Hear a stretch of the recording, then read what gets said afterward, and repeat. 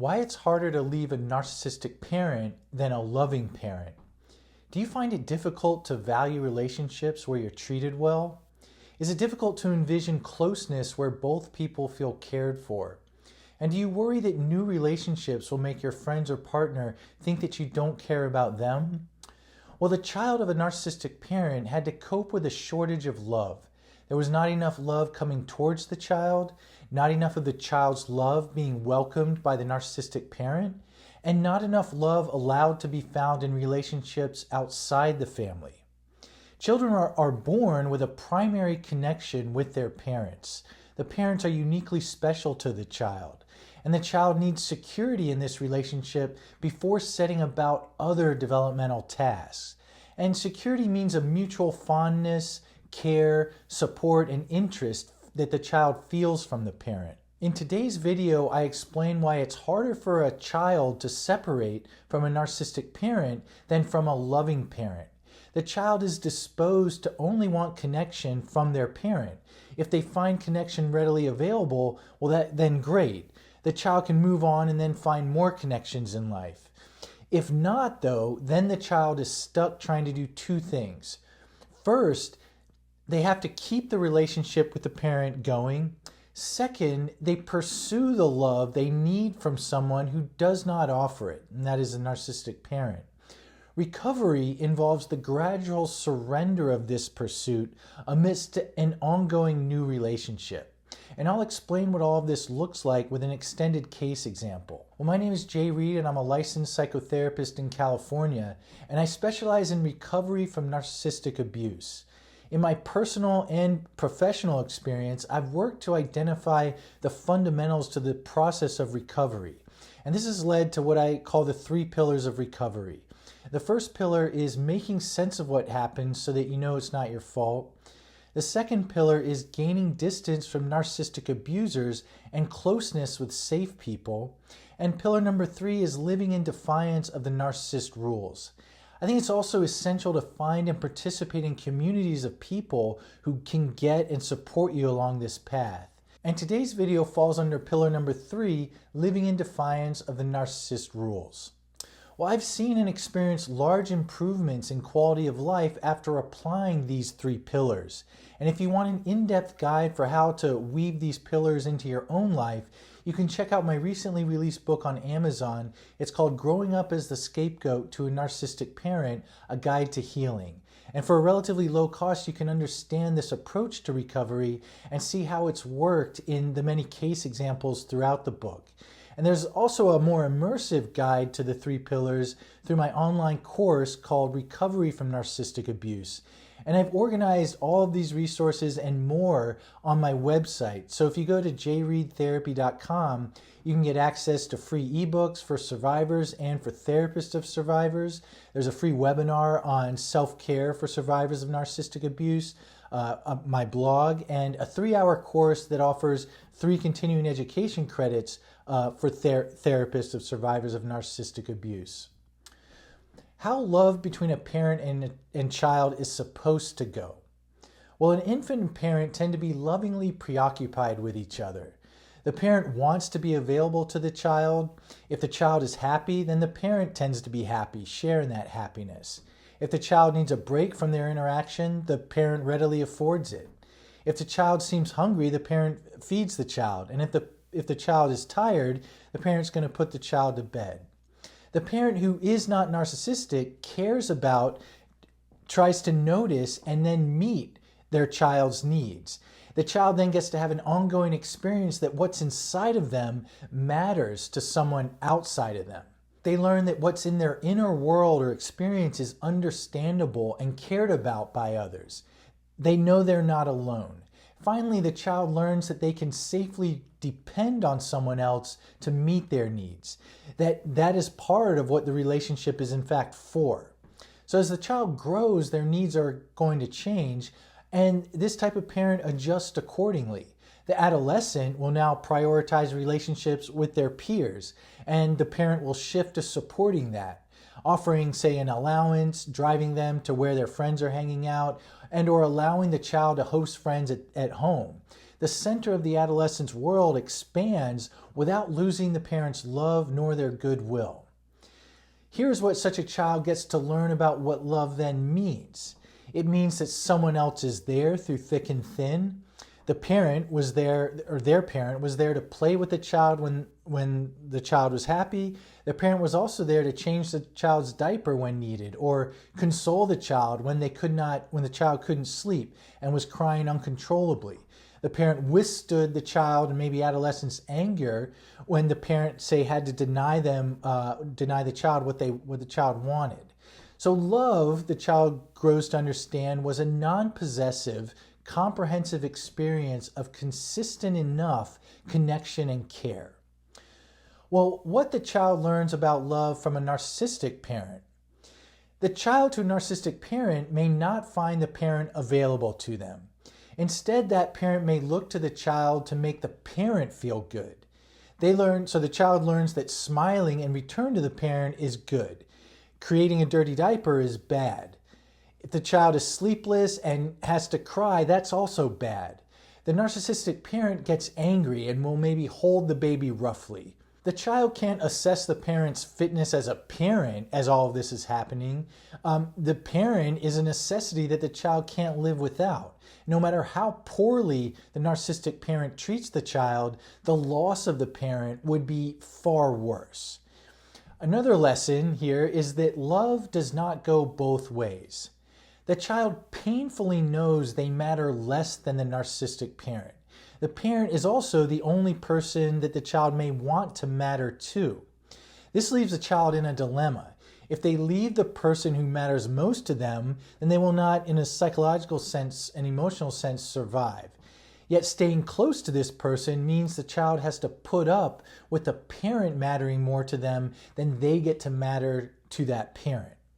This disparity in mattering creates a wound in the child. They are left to conclude that it is something about them that makes the parent take them for granted. The child's anger at this unfair arrangement cannot be expressed to this type of parent. So the child may cope by directing it towards themselves.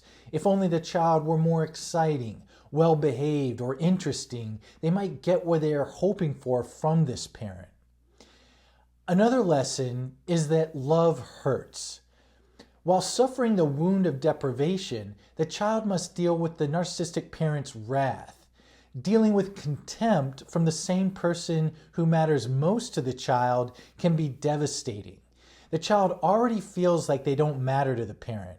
Then, if the child fails to comply with the parent's entitled expectations, they may face severe punishment. I think the phrase insult to injury is a perfect capture of what this child can face. There's often still no one to appeal to about the child's suffering. So they have to find a way to not believe, in a way, what they're experiencing from the narcissistic parent. And the parent's contempt towards the child then is only happening because the child deserves it. In this way, the parent remains a viable person to the child, but the cost, of course, is the child's sense of dignity, value, and their own right to protect themselves from abuse. Well, here's another anonymized case example to illustrate some of this. Joseph's father was a brutal and extremely narcissistic man. He was physically strong and liked to berate Joseph for being so weak throughout his life. Joseph's mother was extremely submissive towards her husband. She excused herself from the family dynamics by being emotionally unavailable. And Joseph knew from an early age that his mother did not possess the authority in the family system. He had to find a way to cope with his father on his own. Well, what made matters more complicated was that Joseph's father could also be charismatic, funny, and affectionate when the mood struck him. Later in therapy, Joseph recalled what it would be like when his father would arrive home from work. He would bellow out, "Hey everyone," and Joseph and his younger sister would rush to meet him. They would all go into the kitchen where their mother was often preparing dinner. And Joseph and his sister would tease each other, and their father would take part in the fun. There were smiles all around. Joseph remembered feeling like these moments were often the best parts of his day. Well, the thing was, these moments did not travel well. Throughout his adolescence, Joseph recalled feeling very isolated and often keeping to himself. He felt like the time spent pursuing his own goals was unimportant to everyone else. Joseph's well-being was certainly not important to his father, and Joseph only felt like he mattered when he was contributing to his father's happiness. These good-humored times in the evening would inevitably come crashing down. As dinner was winding down, his father would pose a question to someone at the table. Joseph's stomach would drop at this moment. The question on the surface seemed like it could be answered without incident, but Joseph knew that his father was going to explode regardless of the answer. On this night, his father asked, "By the way, did anyone clean the leaves out of the gutter like I'd asked?" It did not matter that everyone else had been busy with their own pressing matters that day, and in that moment his mother and sister looked at Joseph, who said, "Well, I didn't get a chance. I had a ton of homework after school." His father grew irate. "You what? I asked you to do one simple thing and you just blew it off? Who the heck do you think you are? I bust my hump every day at work and have to come home to this selfishness. It's obvious that you don't care about me or your family. I can't even look at you. Get up to your room right now." And for the next 24 hours, Joseph would have to walk on eggshells around his father. He would fear that the mere sight of him might trigger his father into another brutal verbal assault. He also desperately needed to get back into his father's good graces. Being on this end of his father's contempt was certainly hurtful, but he recalled how the worst part was how alone he felt. His mother and sister couldn't offer him a viable alternative, so it was just his father with whom he could feel like he had someone there. Why the child attaches even more to the narcissistic parent? Well, in the face of the narcissistic parent's emotional unavailability and contempt, the child has to work even harder to attach. The parent is just too important for the child to lose. The child solves this by shelving their needs. They prioritize the parent's needs because they must, and that can be the only way for a child to attach to a narcissistic parent. The child concludes that winning the narcissistic parent's love, I'll put in quotes love, is all important. Expressions of appreciation, support, and care from other people may seem valueless. The child is too used to having to work for the narcissistic parent's affection. And when others freely give such positive responses, the child may distrust and even dismiss them. The child's connection to the narcissistic parent always seems to be in question, and they must tend to this question at all times. If they don't, they can feel the pain of how uncared for they actually are in this relationship. In essence, the parent has emotionally abandoned the child while requiring the child to tend to the parent's emotional needs. Efforts to pay attention to themselves can trigger the child's sense of abandonment. Also, finding sources of happiness outside of the narcissistic parent runs contrary to their role of being preoccupied with the parent. And also, the parent may likely thwart such efforts. The child learns that they feel completely alone when they try to live in their own life. And this can extend to anything that requires what I'll call self-activation. So exercise, critical thinking, humor, friendship, or play all require one to connect to and activate themselves.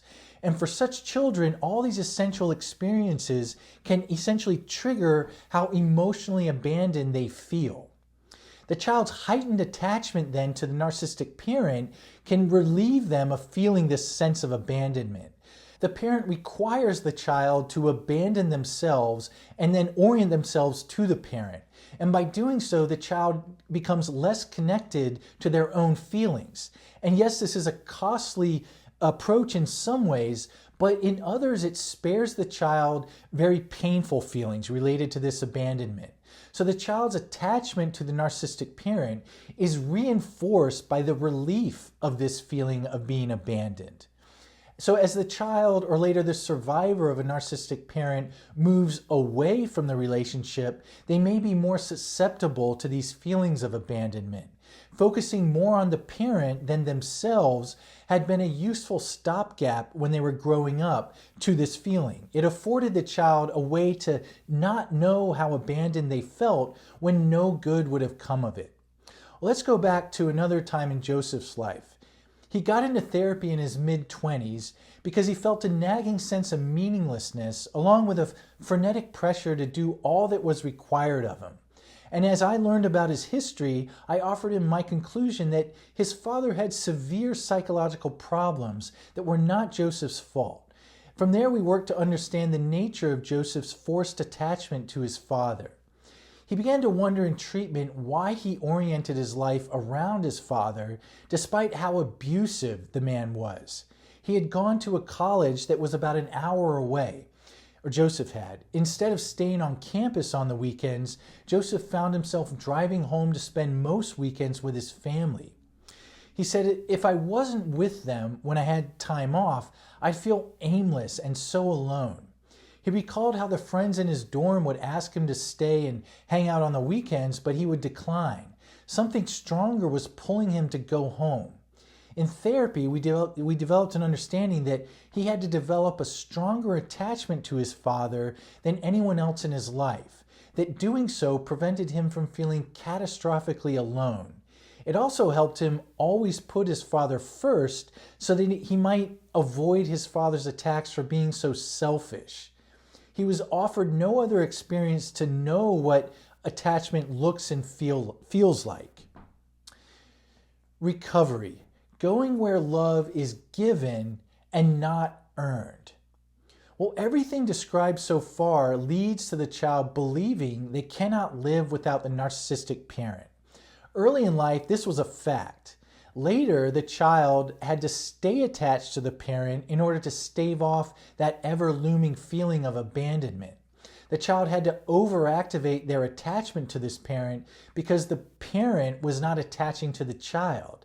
And it's this overactivation of attachment that can make the child attach more strongly to unloving than to loving parents.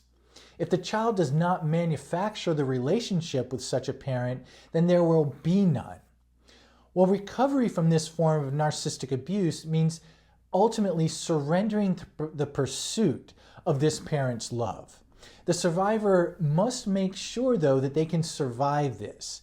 And one important way to do this is to surround themselves, or find and surround themselves with new safe relationships.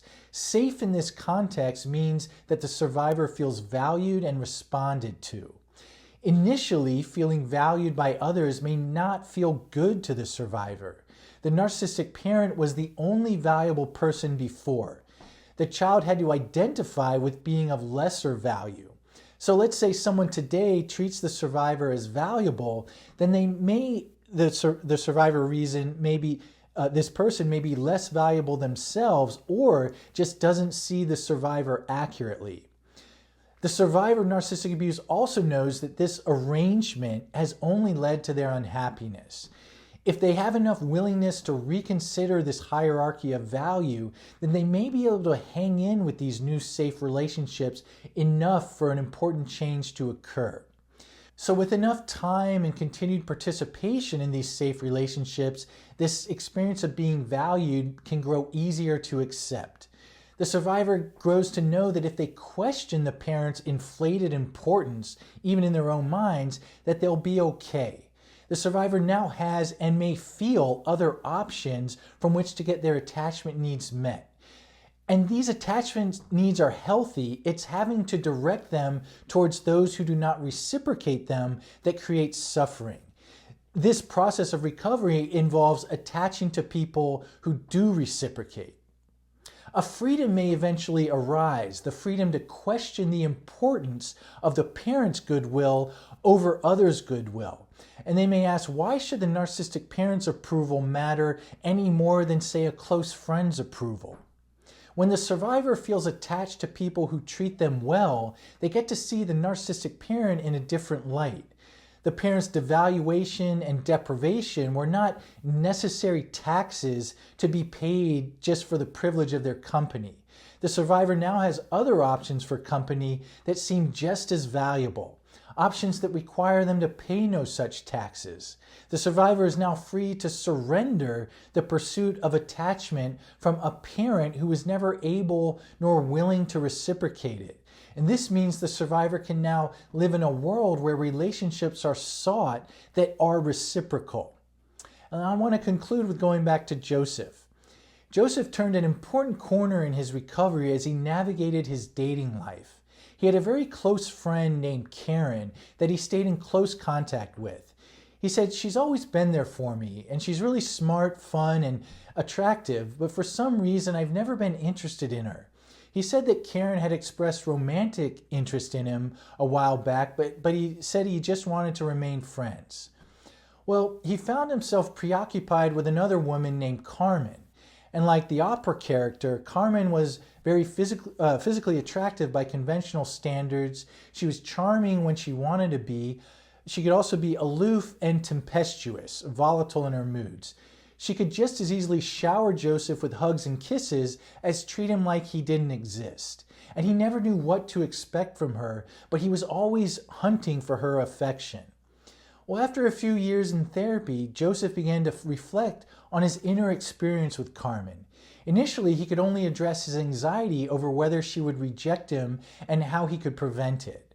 And as he accrued more experience in the therapeutic relationship and other friendships of being treated with respect, care, and reciprocity, he seemed to feel safe enough to question his attachment to Carmen. He described feeling like he did not matter, like he could not trust himself, and that he felt disempowered in the relationship. And I remarked how similar these feelings were to what he felt in relation to his father.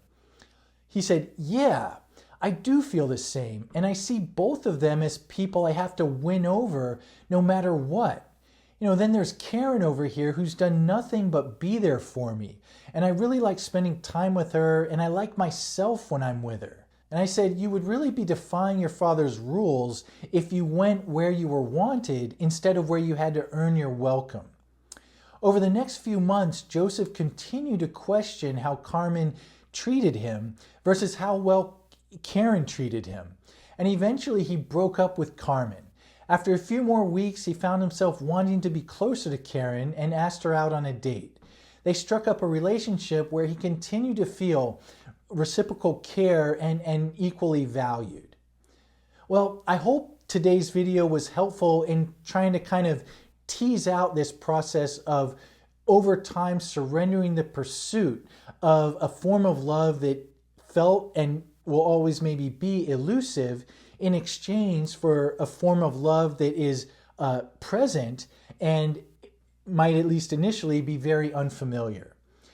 I want to thank everyone, as always, for your continued support, engagement, and participation with this channel and the resources surrounding it. And I'll say it every week, and I mean it every week. It's just incredibly impactful to see people saying what their own experience has been in their recovery, what relates to pieces of the video, what doesn't, and as always, the support offered to one another. And with that, I'll look forward to posting again next Friday. Take care.